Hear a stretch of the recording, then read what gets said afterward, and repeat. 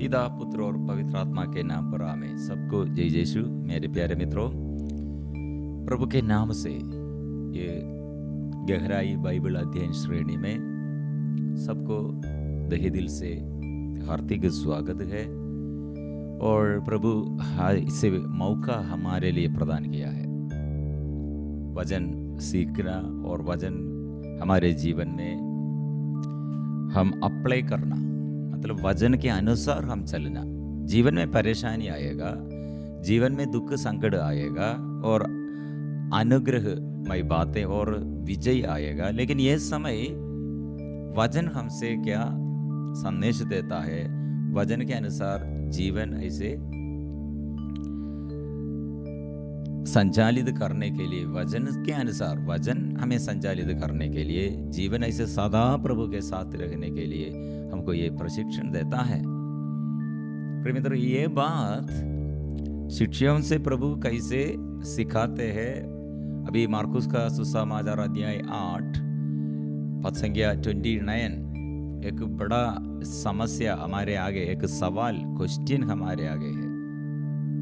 मतलब कैसे हम प्रभु को पहचान किया है, यीशु पर कैसे हम विश्वास किया है, हमारी गवाही यीशु के विषय में हम दूसरों के आगे क्या ये गवाही देता है, और हमारे जीवन पर और जीवन में यीशु का स्थान, यीशु को कितने हम स्थान दिया है हमारे जीवन में। यीशु कहाँ है, यीशु मेरे लिए कौन है, ये सारे क्वेश्चन के बीच में से एक बात, जो प्रभु को प्यार करते हैं और प्रभु मेरा ईश्वर, मेरा सब कुछ है, ऐसे जो विश्वास करते हैं, उसके जीवन में परेशानियों के बीच में चलते हैं, टेढ़े मेढ़े रास्ते में से चलते हैं और कठिन परिस्थिति में वो चलते हैं, लेकिन ईश्वर मतलब ईश्वर है, वो मेरा ईश्वर, वो सृष्टि करता है।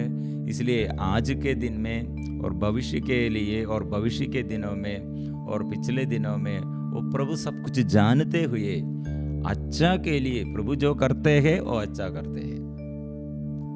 ऐसे एक अभिषेक उसके अंदर, वो शांति उसके जीवन में क्रियाशील बन जाएगा, पवित्र आत्मा उसके जीवन में क्रियाशील बन जाएगा। इसके अभाव में जो ऐसे अशांति में, मैं ये दिनों में इसके विषय में और ये घोषणा करने के लिए इसके विषय में मैं ध्यान दिया, मनन चिंतन किया, वो मेरे अंदर के ये परेशानियों के बीच में मुझे उत्तर दिया है। मेरे ये पर अशांति और ऐसे अशांति के समय ये उत्तर मिला है, मैं अनुभव किया है। मतलब मेरे अशांति और ये अशांति के बीच में मैं ईश्वर से अलग रहते हैं और ईश्वर पर विश्वास कम हो जाते हैं, और इस समय ईश्वर पर विश्वास बढ़ने के लिए और प्रार्थना में प्यार बढ़ने के लिए और यही स्थिति में ईश्वर से साथ ऐसे रिश्ता और दृढ़ता से बनने के लिए हम प्रयास करना है। मतलब ये क्वेश्चन प्रभु ऐसे पूछा है 27 मार्कुस 8:29 में। इस पर ईसा ने पूछा, और तुम क्या कहते हो कि मैं कौन हूं? पेत्रुस ने उत्तर दिया, आप मसीह है। प्रिय मित्रों, ये बाइबल का पूरा वचन में, पूरा वचनों में से सबसे बड़ा इंपॉर्टेंट बात है, प्रभु मसीह है। यह विश्वास मैं स्वीकार करता हूं। अभी बहुत सारे लोग स्वीकार करते हैं प्रभु नबी है, एलियस, योहन बपतिस्त और नबियों में एक। प्रिय मित्रों, ऐसे विश्वास करने पर पूर्णता नहीं है, लेकिन आप मसीह है। मसीह मतलब अभिषिक्त, जो अभिषेक और प्राप्त किया है वो अलग हो गए हैं, अलग, उसे अलग कर दिया है, अलग कर दिया। मतलब मेरा जीवन में राजा, देश को ऐसे मेरे लिए देश के ऊपर अधिकार, राजा का अधिकार, वो अभिषेक है। इसलिए राजा मेरे लिए, मुझे देखभाल करने के लिए मेरे ऊपर ऐसे अधिकार दिया, लेकिन मेरे लिए है। एक पुरोहित, एक याजक, प्रीस्टहुड, ऐसे अभिषेक, वो प्रीस्टहुड क्या के लिए है? दूसरों को ईश्वर के आगे, दूसरों के लिए अनुग्रह का ये स्रोत बनने के लिए।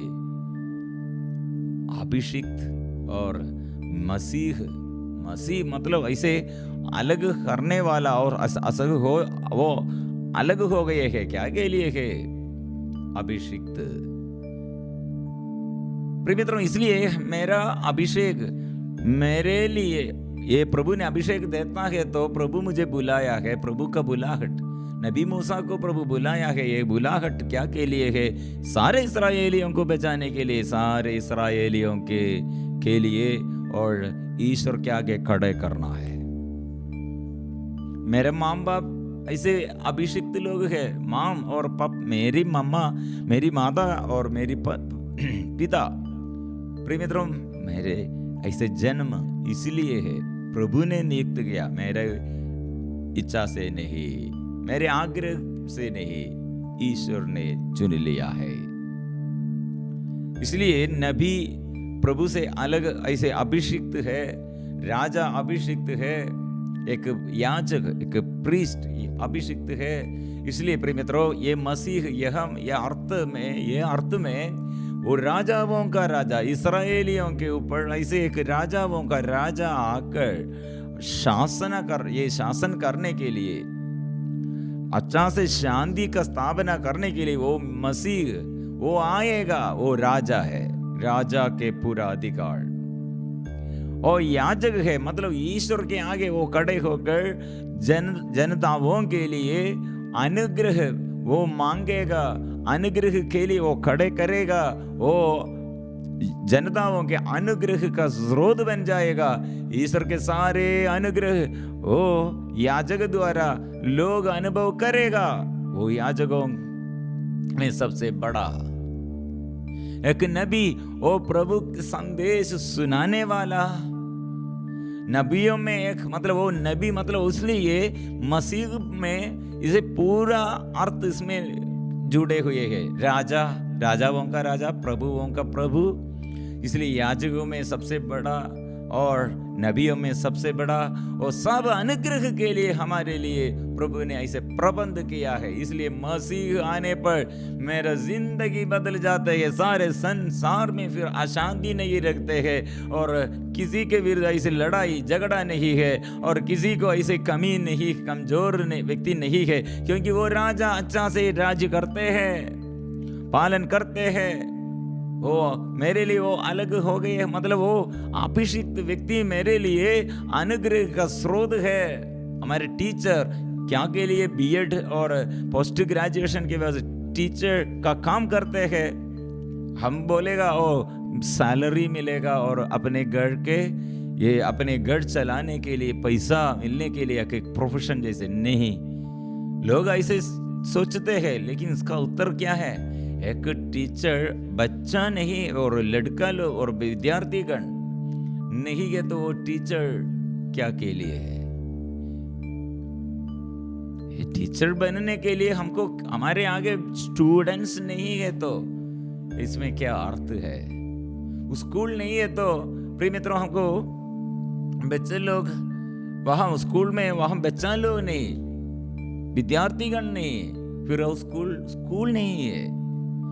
इसलिए प्रिय मित्रों, और एक प्रीस्ट फादर बनने के लिए और सिस्टर धर्म बहन बनने के लिए वो जाते हैं, लेकिन प्रिय मित्रों वो जन जातियों के बीच में इसलिए लोगों के आगे वो नहीं है, वो नहीं खड़े करने के लिए तैयार नहीं है, तो उसमें क्या लाभ है? ये लोगों के लिए है। धर्म बहन ऐसे पूरे ये सारे जनताओं के लिए एक माम बनने के लिए है। प्रीस्टहुड ऐसे पुरोहित, ऐसे याजक सारे लोगों के लिए पापा पिता जैसे खड़े करने के लिए है। एक पिता अपने बच्चों को देखभाल करने के लिए इतने संरक्षण ख्याल देना है। प्रिय मित्रों, इतना बड़ा उत्तरदायित्व है। ये उत्तरदायित्व इसलिए हम मसीह है तो फिर हमको कोई ये चिंता नहीं है। मसीह आने पर मसीह हमको शांति वो प्रदान करेगा, वो शांति का स्रोत वो है। इसलिए पूरा अनुग्रह का माध्यम वो है, वो जीवन का मालिक वो है, वो जीवन देता है, वो सृष्टि करता है। इसलिए हमको फिर बाधा नहीं है, वो पहचान। प्रिय मित्रों, अभी या पेतरुस ने सबके लिए अभी ऐसे पहचान और वो बात करते हैं। यीशु ने पूछा, इस पर ईसा ने पूछा, मैं कौन हूं? तुम क्या कहते हो? तुम क्या कहते हो? तुम दूसरे लोगों के विश्वास नहीं, तुम अपने व्यक्तिगत जीवन में अपने हृदय से क्या विश्वास करते वो स्वीकार करो। तुम क्या कहते हो? मैं कौन हूं? मैं कौन हूं? सब ये स्पिरिचुअल अवेयरनेस मतलब सब हमारे जीवन के सब क्वेश्चन, जीवन के सब समस्याओं के बीच में यह क्वेश्चन आप पूछने पर आप अच्छा से आप सीखते हैं तो मसीह मेरे लिए मेरे प्रभु है, मसीह है मेरे, यीशु मेरा मसीह है, यीशु मेरा वो प्रभुओं का प्रभु और मुक्ति दाता और राजाओं का राजा। ऐसे हम स्वीकार करते हैं। फिर क्यों हमारे जीवन में फिर विपत्ति को फिर आने के लिए प्रभु अनुमति परमिशन नहीं देता है? मतलब वो विपत्ति फिर विपत्ति नहीं है।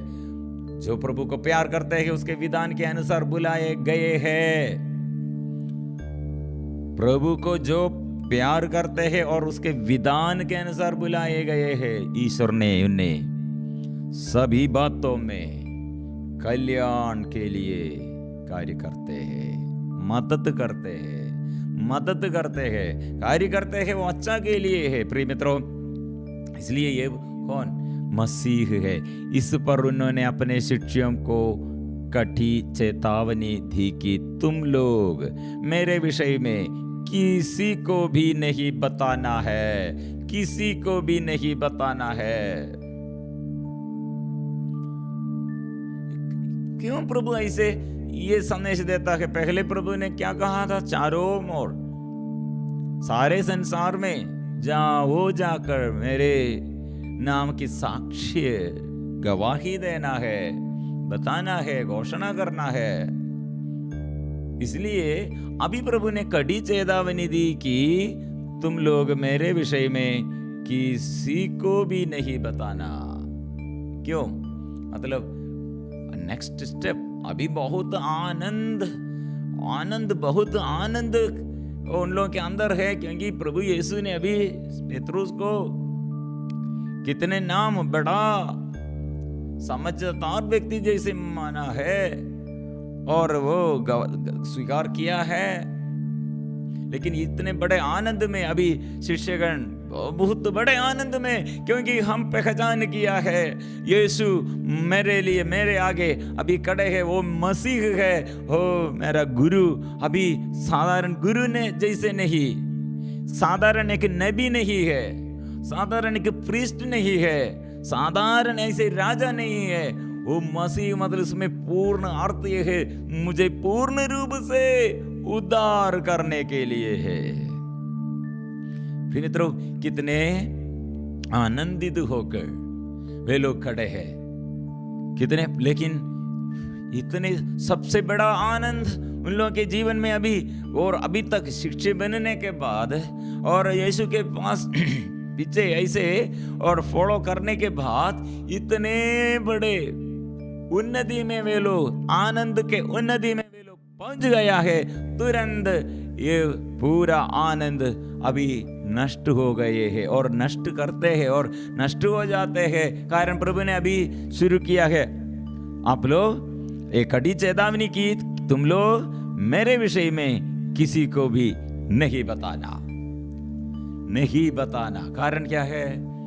प्रिय मित्रों, प्रभु ने इसके विषय में अभी तक ये आप लोग इतने चिन्ह और चमत्कार द्वारा और अंधों को दृष्टिदान, गहरे गूंगों को ऐसे अच्छा ऐसे और वे लोग प्रभु अच्छा किया है और लंगड़ों को पावदान दिया है और सारे अभिशाप को बंधन को वो दूर कर दिया। ऐसे चिन्ह और चमत्कार द्वारा वे लोग अभी समझ पाया है मसीह मेरे आगे है, मेरे भी जीवन में है, साथ है। लेकिन चुप रहो, कारण क्या है?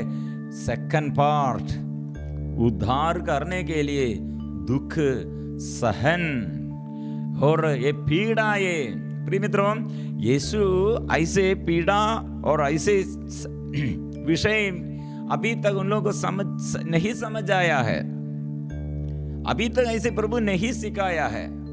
चिन्ह और चमत्कारों के बारे में वो स्वर्ग राज्य अभी निकट है, इस स्वर्ग का शक्ति अभी और प्रकट है, इसलिए ऐसे चमत्कारों द्वारा आप लोग आपके आंखों के सामने आप लोग ये ईश्वर का सामर्थ्य प्रकट आप लोग के आगे आंखों के सामने आप लोग अनुभव किया है। लेकिन सेकंड बात, इससे बड़ा बात क्या है? दुख भोग के विषय में प्रभु बोलने के लिए भी जा रहे हैं।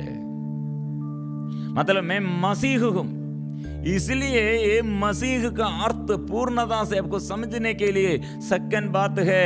वो क्या बात है? दुख भोग और पुनरुत्थान की प्रथम भविष्यवाणी। प्रभु ने कहा है पद संख्या 31, उस समय से ईसा अपने शिष्यों को स्पष्ट शब्दों में यह समझाने लगे कि मानव पुत्र को बहुत दुख उठाना होगा, नेताओं, महायाजकों और शास्त्रियों द्वारा ठुकराया जाना, मार डाला जाना और 3 दिन के बाद जी उड़ना होगा। पेत्रुस ईसा को अलग ले जाकर फटकारने लगा, किंतु ईसा ने मुड़कर अपने शिष्यों की ओर देखा और पेत्रुस को ठाटते हुए कहा, हट जाओ शैतान, तुम ईश्वर की बातें नहीं बल्कि मनुष्यों की बातें सोचते हो। ये मनुष्यों के बात आप क्या सोचते हो? मनुष्यों के बात, ईश्वर के बात क्या? मसीह है तो ये सहन क्रूसिद यीशु ऐसे ये पीड़ाओं द्वारा मृत्यु को परास्त करना है, शैतान के विरुद्ध और शैतान को परास्त करना है। इसलिए ये दृष्टि हमारे दृष्टिकोण में और मनुष्यों के दृष्टिकोण और ईश्वर के दृष्टिकोण अलग अलग है। ईसाया नबी का ग्रंथ अध्याय 55 पद संख्या 8 में हम ये वचन पढ़ते हैं। प्रभु यह कहता है, तुम लोगों के विचार मेरे विचार नहीं और मेरे मार्ग तुम लोगों के मार्ग नहीं। जिस तरह आकाश पृथ्वी के ऊपर बहुत ऊंचा है, उसी तरह मेरे मार्ग तुम्हारे मार्गों से और मेरे विचार तुम्हारे विचारों से ऊंचे हैं। प्रिय मित्रों, ये पेत्रुस ने अभी क्या करने के लिए जा रहे हैं? पेत्रुस के मनोभाव के अनुसार, मानविकता, मनुष्य के विचार के अनुसार प्रभु है, इतने प्रभु बड़ा है, ऊंचा है, लेकिन वो प्रभु को छोटा करने के लिए, लिमिटेड करने के लिए चाहते हैं। ऐसे मत करो, ऐसे मत करो, ऐसे मत करो। आप मसीह है, आप मसीह है, लेकिन मेरे अंदर, मतलब पेत्रुस के अंदर ऐसे पीड़ा, अपमान, ऐसे क्रूस, ये सब, ये निंदा, ये सब, ये पराजय है। ये मानव के अनुसार यह विचार है। मसीह मतलब क्या है? सर्वशक्तिमान है।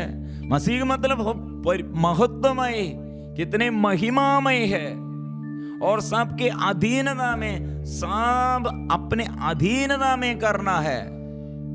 वो सब अपने अधीनता में और राज्य करना है, डोमिनेट करना है। लेकिन आप क्या कर रहे हैं? और क्या बोला है?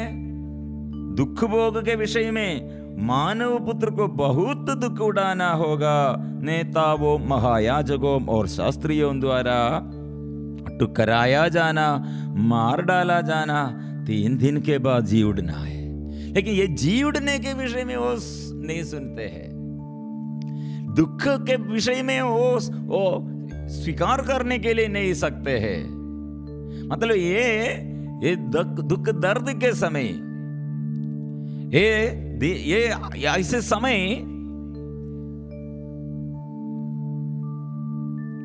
हम क्या करना है, ये मेरे लिए, मेरे जीवन में मेरे ऐसे समस्या वो में, और मसीह है तो मसीह ऐसा दुख नहीं सकते, ऐसे दुख का इस सिचुएशन वो नहीं आएगा। वो सब अनुग्रह देने वाला, छुटकारा देने वाला, चंगाई देने वाला, वो ऐसे क्रूसित यीशु अपमान नहीं चाहते। प्रिय मित्रों, पेतरुस का प्रॉब्लम यह हम शुरू किया है।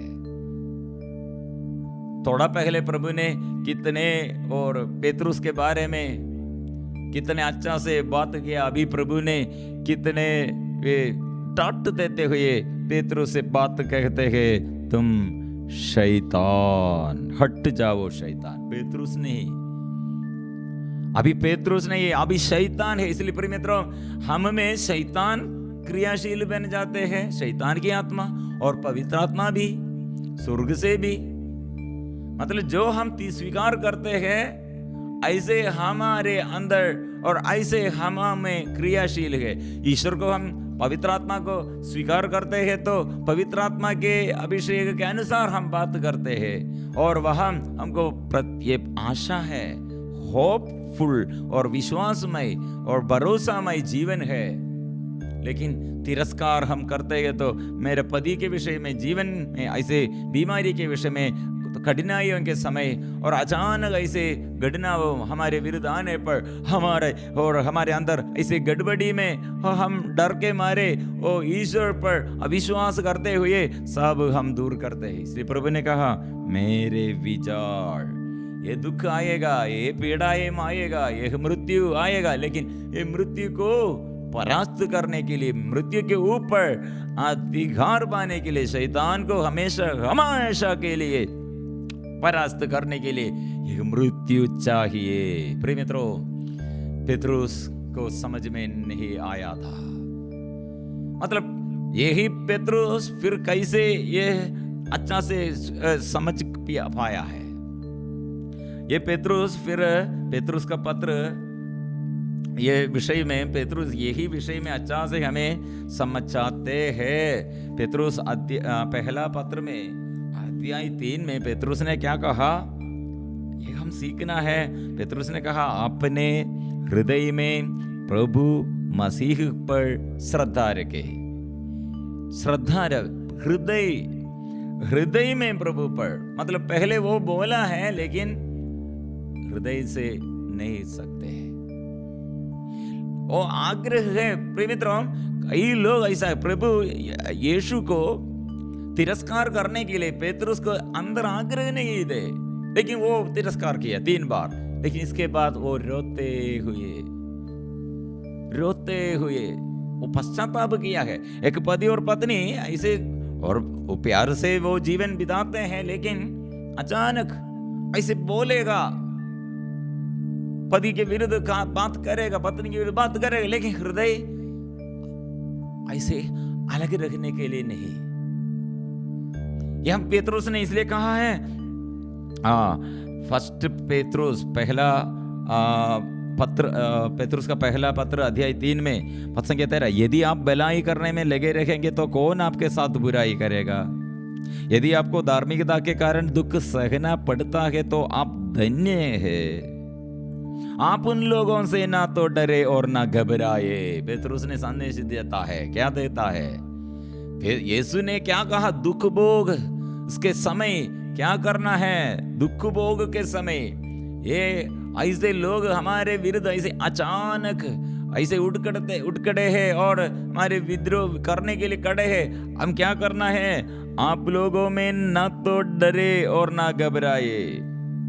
धार्मिकता के कारण दुख सहना पड़ता है तो धन्य है। इसलिए हम धार्मिक मतलब यीशु के बारे में, यीशु पर विश्वास करते हुए हम यीशु पर पूर्ण विश्वास जीवन में ऐसे करते हुए समर्पण करो। वो बाहर से ऐसे बात आएगा, बाहर से ऐसे घर के लोग हमारे विरुद्ध आएगा, लेकिन ना डरे, ना तो डरे, ना घबराए, अपने हृदय में प्रभु मसीह पर श्रद्धा रहे। जो लोग आपकी आशा के आधार के विषय में आपसे प्रश्न करते हैं, उन्हें विनम्रता तथा आदर के साथ उत्तर देने के लिए सदा तैयार रहे। मतलब हमारे कंसंट्रेशन, अटेंशन नष्ट हो जाते हैं, संयम नष्ट हो जाते हैं, आत्मा संयम नहीं है, कंट्रोल नहीं है। ऐसी स्थिति में हम क्या किया है, हमारे अंदर के ये प्रभु को हम अलग कर दिया। इसलिए संयम रखे। ऐसे समस्याओं के समय अंतःकरण शुद्ध रखे। संख्या 16, अपना अंतःकरण शुद्ध रखे। इस प्रकार जो लोग आपको बदनाम करते हैं और आपके बेले मसीही आचरण की निंदा करते हैं, उन्हें लज्जित होना पड़ेगा।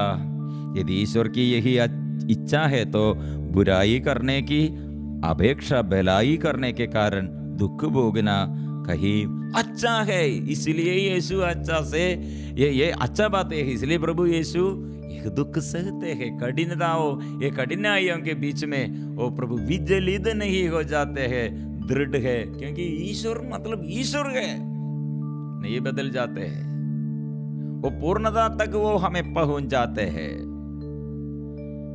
प्रिय मित्रों, इसलिए हम प्रभु के आगे और ये शांति, प्रभु से हम शांति पाने, इसलिए हमारे अंतःकरण को ऐसे शुद्ध करे। ये मेरा मन, ये मेरा तन, मेरा जीवन, वो सब मेरे लिए प्रभु ने प्रदान किया है। प्रभु मेरा जीवन है, वो प्रभु मेरा जीवन का स्वामी है, स्वीकार करो। और अच्छा से, और पेतरुस ने सिखाया, पहला पेतरुस का पहला पत्र अध्याय 4 में पद संख्या 12, प्यारे भाइयों, आप लोगों की परीक्षा अग्नि से ली जा रही है। आप इस पर आश्चर्य नहीं करे, मानो यह कोई असाधारण घटना हो। यदि आप लोगों पर अत्याचार किया जाए तो मसीह के दुख भोग की सहभागी बन जाने के नाते प्रसन्न हो। आपके ये दुख में यीशु के कारण, यीशु के कारण मैं ऐसे ये यीशु के ये साथ रहकर और सहभागी बनकर ईश्वर के लिए, ईश्वर के राज्य के लिए मैं सहता हूं। इसलिए यदि आप मसीह के नाम के कारण आप लोगों का अपमान किया जाए तो अपने को धन्य समझे, क्योंकि यह इसका प्रमाण है कि ईश्वर का महिमामय आत्मा आप पर छाया रहता है। प्रिय मित्रों, एक कितने बड़ा संदेश है, एक बहुमूल्य बात आत्मा है। सहन हमारे लिए आत्मा प्रदान करते हैं। सहन द्वारा हम पूर्णता में बन जाते हैं। सहन हम जोड़ देता है। सहन के समय बहुत तेरी लोगों के ये सहन और ये विश्वास नष्ट करने के लिए निराशमय जीवन और ऐसे आत्महत्या करने के लिए और लोग चाहते हैं। प्रिय मित्रों, ऐसे मत करो। आपको आत्मा मिलने के लिए और आत्मा में बढ़ने के लिए और अधिक से अधिक आत्मा के अभिषेक प्राप्त करने के लिए अवसर यह है। ये दुख के समय कंफ्यूजन, अशांत मन, उस समय ज्यादा अभिषेक प्रभु देने के लिए चाहते हैं। हम क्या सोच रहे हैं, ये व्यक्ति, ये घटना, ये मेरे पराजय, ये सब प्रभु मुझे अलग हो गए हैं, ऐसे मत सोचना है। इसलिए पेतरुस का ये पहला पत्र अध्याय 5 में ये पूर्ण रूप से प्रभु पर समर्पण करने के लिए और हमें कैसे वो पूर्णता तक हमें पहुंच जाते हैं, प्रभु ऐसे हमें ये वचन द्वारा सिखाते। आप शक्तिशाली ईश्वर के सामने विनम्र बने रहे, जिससे आपको उपयुक्त समय में ऊपर उड़ाए। आप अपनी सारी चिंताएं उस पर छोड़ दे, क्योंकि आपकी सुधि लेता है। प्रिय मित्रों, एक व्यक्ति के जीवन में ये प्रभु मसीह उसके हृदय में है तो कितने दुर्घटनाओं के बीच में, आंधी और तूफान के बीच में से और ऐसे परिस्थिति में से वो चलाते हैं, लेकिन वो शांत मन, वो प्रभु यीशु सब शांत करते हैं। इसलिए हमारे विश्वास बढ़ने के लिए, आत्मा और हमारे जीवन में अधिक से अधिक में और अभिषेक हम प्राप्त करने के लिए ये अवसर है। करने के शैतान क्या करते रहते हैं, आप संयम रखे और जागते रहे। आपका शत्रु शैतान दहाड़ते हुए सिंह की तरह विचरता है और ढूंढता रहता है कि किसे फाड़ खाए। शैतान ऐसा है। प्रिय मित्रों, ये सहन कितने समय तक होगा?